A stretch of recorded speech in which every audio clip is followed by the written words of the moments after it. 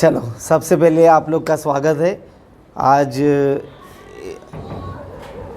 इस पत्रकार परिषद लेने का मकसद तो आप लोग को पता ही होगा, जैसे कि पूरे देश में लोकसभा इलेक्शंस की गर्मागर्मी चल रही है, तो उसी के चलते सोलापुर से भी ऑल इंडिया मजलिस इत्तेहादुल मुस्लिमीन एमआईएम पार्टी भी कई दिनों से हमारी चर्चा चल रही थी कुछ उम्मीदवारों से, और कुछ हमारा भी चल रहा था कि लोकसभा इलेक्शंस में हम लोग भी हमारी पार्टी का उम्मीदवार दे।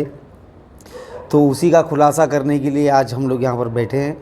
और मैं ये बताना चाहूँगा कि आने वाले इलेक्शंस में सोलापुर शहर से, सोलापुर लोकसभा कॉन्स्टिट्यूंसी से एमआईएम पार्टी अपना उम्मीदवार नहीं उतार रही है। हमने इन दिनों में काफ़ी समाज के जो भी ज़िम्मेदार लोग हैं उनसे चर्चा की, तमाम उलेमा लोग, मौलाना लोग, ज़िम्मेदार नागरिक, और हमारी पार्टी के अंदर भी ये सारी बातें हुई। तो उसकी सारी चर्चा करने के बाद हम लोग ने एक ब्यौरा फिर से हमारे आला कमान बैरिस्टर असदुद्दीन ओवैसी साहब को भेजे यहाँ से हैदराबाद, और एक कॉपी औरंगाबाद हमारे महाराष्ट्र राज्य के जो अध्यक्ष हैं खासदार इम्तियाज़ जलील साहब, उनको भी भेजने के बाद ऊपर से आदेश आया है कि इस इलेक्शन में एमआईएम अपना उम्मीदवार ना खड़ा करे, क्योंकि उसका मकसद ये है कि हमें संविधान को बचाना है। तो संविधान की रक्षा करने के लिए हम लोग ये कदम उठा रहे हैं।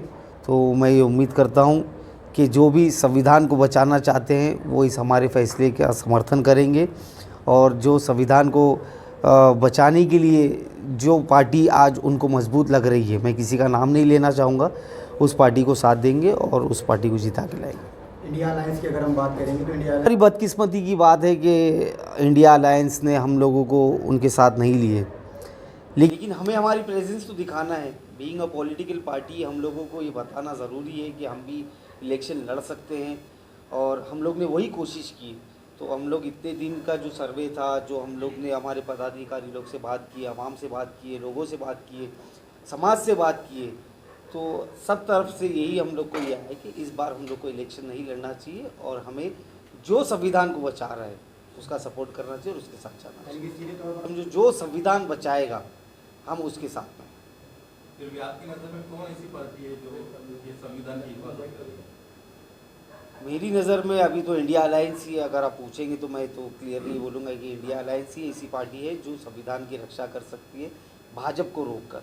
तो डेफिनेटली देखिए, बोलने की कोई ज़रूरत नहीं है। आज दौर अलग है और जनता जागरूक है। मतदार को ये पहले दिन से ही पता होता है कि उसका कीमती वोट वो किसे डालना चाहिए और किसके हक़ में यूज़ करना चाहिए। तो हमें किसी को बोलने की ज़रूरत नहीं है। जनता को जो लगता है कि अपनी बेहतरी के लिए फलाना उम्मीदवार या फलाना पार्टी हमारे हक़ में काम करेगी, वो उसको चुने। साहेब, तुमच्याकडे उमेदवार मिळाला नाही म्हणून तुम्ही निर्णय घेतला असा काय? कारण रमेश कदमने पण परवा सांगितलं, फैसला लेते हैं, जब भी कोई पार्टी या कोई इंडिविजुअल कोई फैसला लेता है तो उसके दो इफ़ेक्ट ज़रूर दिखते हैं। कुछ अच्छा भी होता है, कुछ बुरा भी होता है। तो वही हम लोग को भी देखने मिला, हमारे पदाधिकारियों से भी देखने मिला, और हमारे जो भी जिम्मेदार लोग हैं, समाज के लोग हैं, उनसे भी देखने मिला। तो यही सब गेज करना होता है। तो हम लोग ने ठामपने से बोले, मैं आज भी बोल रहा हूँ आप लोग के सामने, हो सकता है अगला लोकसभा इलेक्शन है मैम लड़ेगी। तो ये सिचुएशन को देखते हुए फैसला लेना पड़ता है। कल के दिन अलग सिचुएशन हो सकती है, कल के दिन हमारे फैसले बदल सकते हैं।